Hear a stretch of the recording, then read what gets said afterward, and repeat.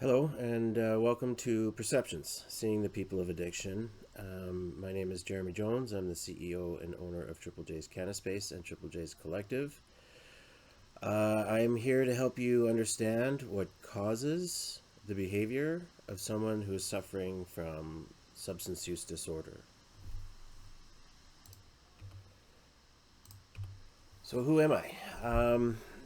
Now, of course, many of you know me from the business community. My wife and I have been running a business here for about 20 years now. But what a lot of people don't know is that I also suffered from substance use disorder for more than 30 years. I started at age 12. I've now been sober for 8 years. At the beginning, I was in a treatment program here in Whitehorse. And during my time there, I had some difficulties with the 12-step program, so I had to discover a different program for me, and so this is where I discovered the Smart Recovery program, where I became a facilitator. I started the program here in Whitehorse, and I facilitated meetings every Monday for the next 4 years. The reasons why I stopped were I was kind of feeling I was running in place and wanted to move on. And also opening a cannabis store, I did not want to taint the Smart Recovery name with the stigma associated with using cannabis. I have been writing and studying trauma and addiction for the last 8 years. I have a CPTSD diagnosis, and last year I lost my entire family to addiction and mental health illness. So I'm a man of science. I'm here to challenge, long-held beliefs and perspectives of what addiction is. The science has changed a lot. And really, I'm just trying to get the most information out there, because if we are to develop policy and legislation, it has to be based on science and not belief. Now, this photo I've chosen here is with my sister Zoe. Of course, we are drinking in this photo, and I chose that for a reason, is because it was one of the only ways that my sister and I bonded. My sister died last year on January 6th from fentanyl poison cocaine. She was alone in a hotel room. She was homeless. She was suffering from post-traumatic stress disorder, complex post-traumatic stress disorder, bulimia, body dysmorphia. She was cutting herself, and she had a severe substance use disorder. And both of us suffered from a high number of adverse childhood experiences that included things like emotional abuse, manipulation, gaslighting, threats, physical abuse in the forms of pushing and poking and pinching. And it was due to a generational form of trauma that we had to suffer from for our whole lives. And unfortunately, Zoe ended up just suffering so much that the drugs were the only thing that were making her happy, and she ended up dying. Now, it wasn't a choice on her part. I like to believe she was poisoned by tainted cocaine. It was tainted with fentanyl, so she was technically poisoned. So first up, we need to talk about what addiction really is. So the medical term for addiction is substance use disorder. The American Psychological Association, a number of years ago, when they put out their 5th volume of the Diagnostics and Statistics Manual, which is the reference book for all mental health disorders and illnesses, they removed all references to alcoholism, alcoholic, and addict. These are harmful labels that can actually make people feel powerless about what they are going through. And they replaced everything with what's called substance use disorder. And so there's, underneath this umbrella, there's numerous types. There's the opioid use disorder, cocaine use disorder, alcohol use disorder. There's caffeine use disorder, tobacco use disorder, or is it nicotine use disorder? One of the two. And so what they've determined, what science has determined, is that addiction is the result of continued manipulation of specific neurotransmitters in the brain. And so the idea is that addiction is not about the drug, it's about what the drug does for us. So the war on drugs forever has been blaming drugs for the crisis of addiction. However, it's about what the drugs do to our body and why we are using drugs. That is the true cause of addiction. And so when we talk about these neurotransmitters, we've got dopamine. This is associated with pleasure and memory. It's related to our risk assessment, risk versus reward. Eating food. Okay, this is nutritious. It makes me feel good. The brain floods you with dopamine, and so we're feeling pleasure, but we're also remembering that this is good food, and the same with the drugs. Serotonin, which is associated with contentment and happiness. So, hanging out with friends and family, having a pleasurous, happy time. This is when your brain floods with serotonin. GABA, this is associated with inhibition and motor control, and this is very specific to alcohol. New studies are showing that alcohol is actually the gateway drug because it lowers our inhibitions within the first glass or two, which allows us to say and do things that we normally wouldn't. And then as we continue using it, we lose motor control, and this is where it comes into with drinking and driving. So my inhibitions are lower, so I will choose to drink and drive, but my motor control has been restricted, so my reflexes are slow, and that causes me to be danger on the streets.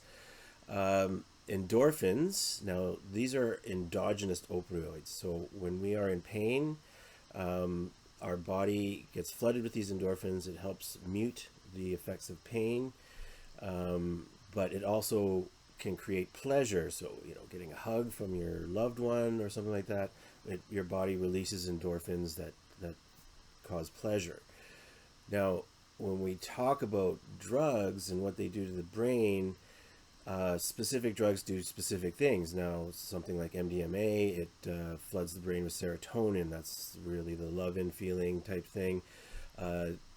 Cocaine is very heavy on the dopamine, and so what happens is the brain gets flooded with dopamine, and it's so much that the brain will actually start to shut down natural production of these neurotransmitters. And so what happens is the body can no longer create them naturally, and so we still crave them, and now we need more of the drug to get those neurotransmitters. And so when we are using a substance for many, many, many years, our brain is no longer functioning properly to produce these neurotransmitters that make us happy. So things like normal things in life don't make us happy anymore. So, hanging out with friends or going to a movie or a concert, they're not as enjoyable anymore than if we are using the drugs to enhance those experiences. And this is where the hooks of addiction happen, is that our body still needs these neurotransmitters, but they no longer produce them. So something like methamphetamine, it floods the brain with so much dopamine and serotonin for hours and hours and hours at a time that coming down off these substances is really, really difficult. And so we crave more of it just to get rid of this feeling. So it's not about feeling good, it's about feeling normal at that point. Now, we also have to stress that these are all neurotransmitters that are manipulated by legal psychiatric medications. So serotonin reuptake inhibitors, these types of things are manipulating the same neurotransmitters as the illicit drugs that we find on the streets. So there's different types of dependence, tolerance, and addiction here. Addiction is usually the final stage. But dependence is another important one, and the tolerance that gradually increases the more we take the drug leads us to use more and more of the substances to get the same effects. Oops. So what causes it? Now, again, the science here is changing and is becoming better understood.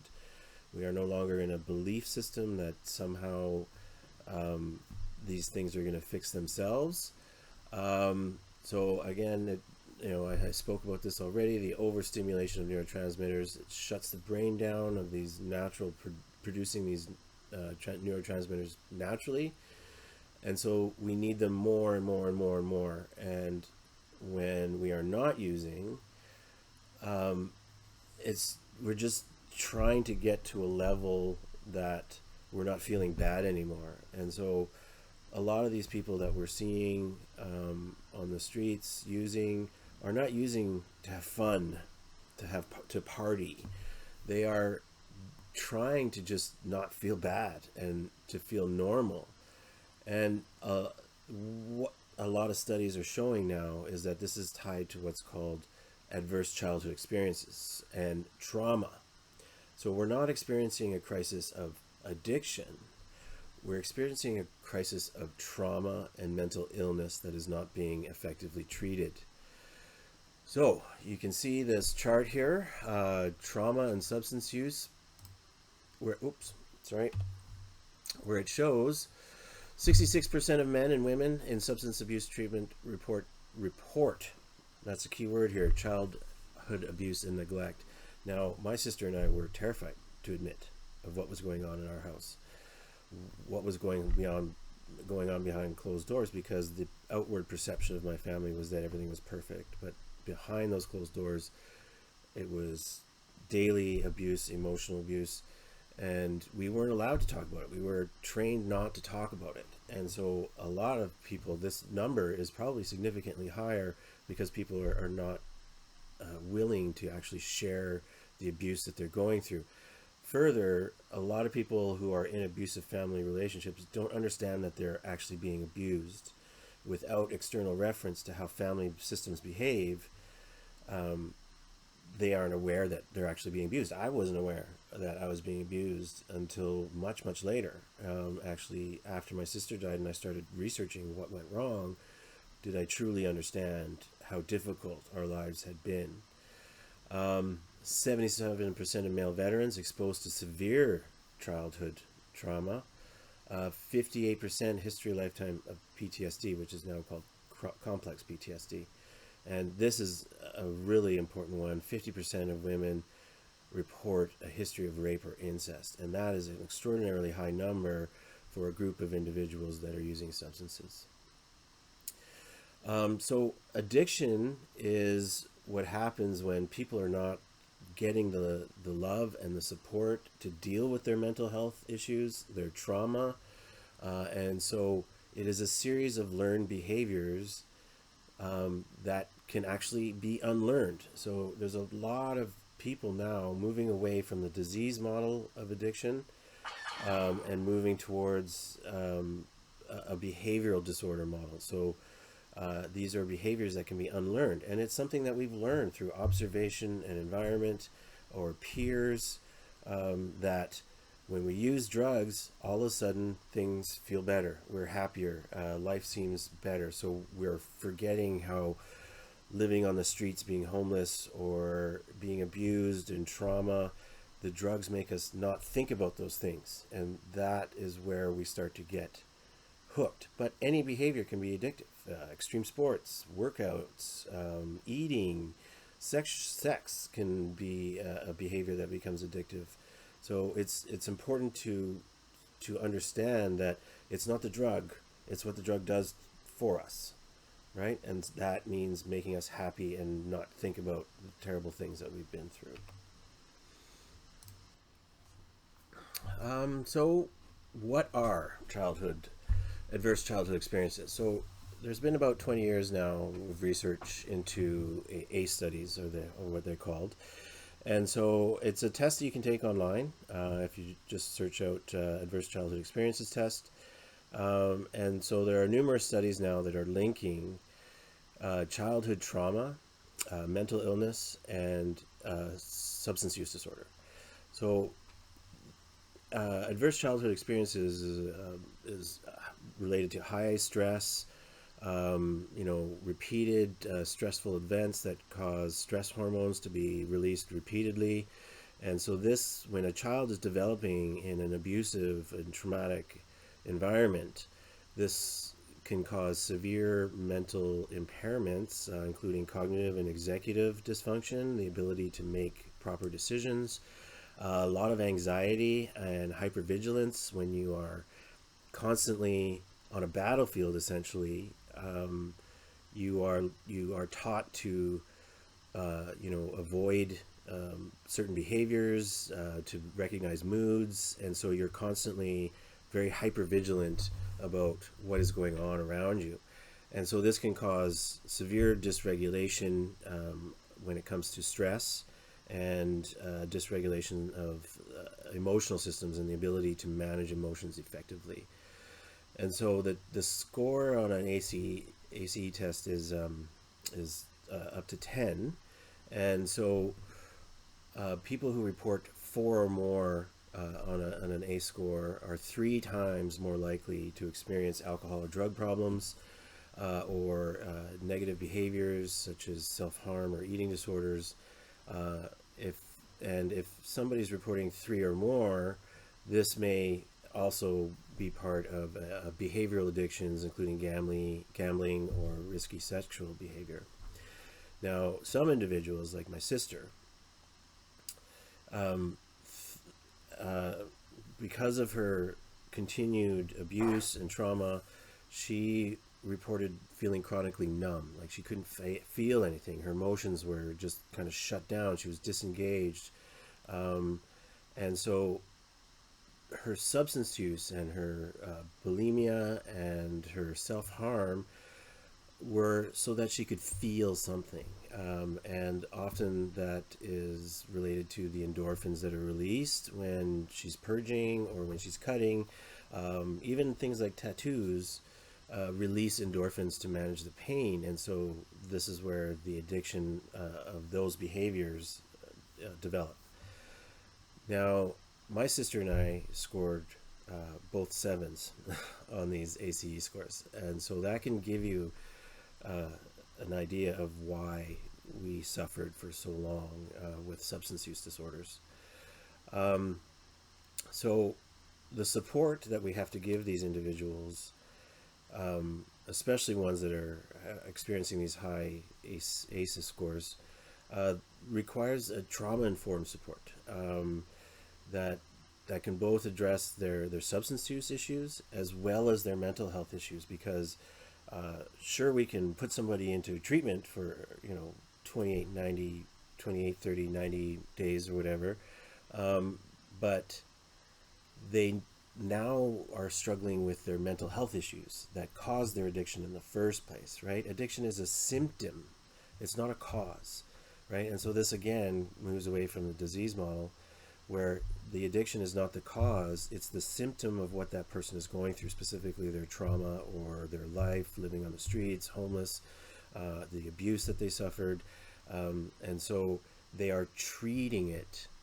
They're treating their mental illness with these illicit substances that they find on the street, because they don't have access to a trauma-informed support and mental health supports to deal with these mental health issues.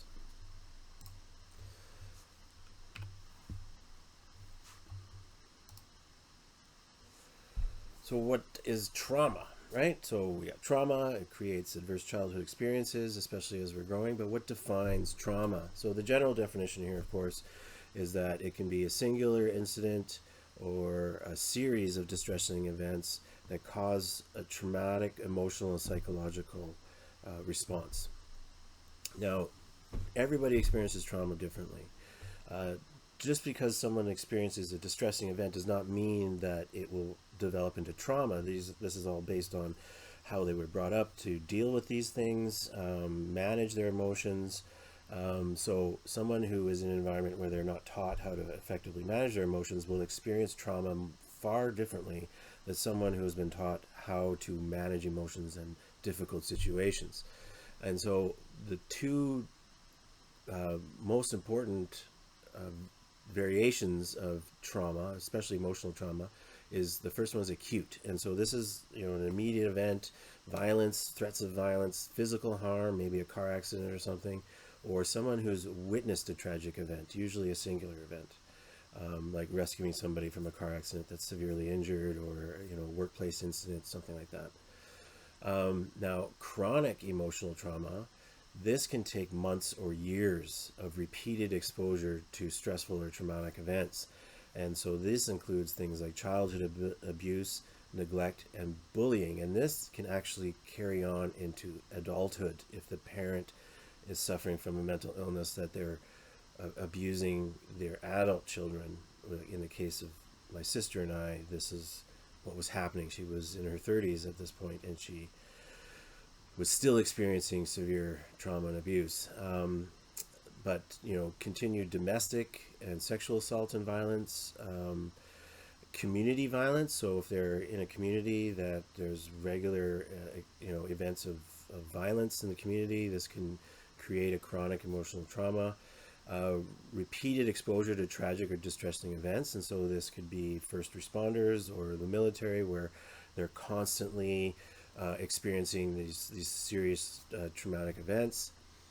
Grief, loss, this can something that I've been through, and generational trauma and lateral violence. So this is related to First Nations, colonized people, but not just them. My family was generational trauma as well. My stepfather, who passed 6 months after my sister because of his alcohol and tobacco use, was unable to fight the pneumonia that killed him. His father was also very abusive, and suffered from mental health issues. So generational trauma can happen to anyone. And, my sister and I are clear examples that addiction and trauma and abuse knows no boundaries. It doesn't matter what culture you're from, what country you're from, what clan you're from, how much money you make. Addiction and trauma can happen to anyone at any level. And so generational trauma is a big part of that, for many people in the world.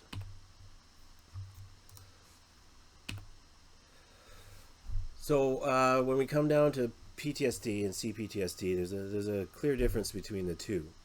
And so the trauma that's expressed, or the emotional responses that can be expressed through PTSD and CPTSD, can actually result in a misdiagnosis of another type of personality disorder. Like my sister was misdiagnosed for many years with borderline personality disorder, but what she was actually going through was complex PTSD.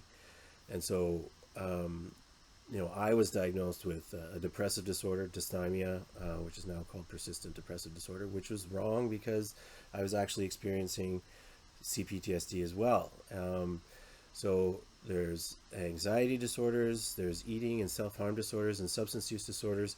And so these can all be symptoms associated with the actual PTSD and CPTSD. So without being able to discuss the trauma and the abuse that may be going on in the background, the misdiagnosis could happen at the psychological or psychiatric level, because the background isn't clear of what is causing their symptoms. And so you can see the differences here. Complex PTSD is definitely more robust, including things like, considerable difficulty with emotion regulation, abandonment, depression, and the self-perception, this helplessness, the guilt and the shame. And this is very, very strong, especially in PTSD and what I struggle with. But we also have to be very, very clear here that society has, for a long time, when a child is struggling with negative behaviors and mental health issues, there's a tendency to actually blame the child, that there's something wrong with this child, that there's some sort of chemical imbalance or anything like that. But ultimately, their brain is still developing at that point. And sometimes we need to look at ourselves and how we are treating our own children. So when we say, oh, well, there's something wrong with my child, he's mentally ill, that's a form of gaslighting, where we're not actually understanding the child and what they may be going through. And so we have to sometimes take responsibilities for ourselves and our own behaviors. Maybe we learn something from our parents that we are enforcing on our children that we shouldn't be, that made us ashamed and made us, experience negative emotional responses that we need to not put our children through, right? So if we continue these negative behaviors that we learn from our parents and are, pushing onto our children, that is a form of generational trauma and abuse.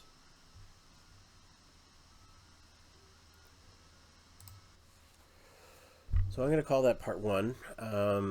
We're close to the half-hour mark here, so I don't want to overwhelm you with too much information at once. So this is the basics of what causes addiction. What is addiction? Why are these people suffering the way they are? And it's really important that we move away from some of the, almost a century-old belief that we are powerless over our addictions. When we say we are powerless over something, we actually give that thing power over us. So, when I explained to you that I was drinking 26 a day and drinking at work and all that kind of stuff, it's very easy to label me an alcoholic, and that I was born this way and I'll battle this for the rest of my life. But I choose not to believe that. I haven't needed a drink, and even after all this horrible last year of grief and losing my entire family in 1 year, I still had no desire to drink. And does that still make me an alcoholic?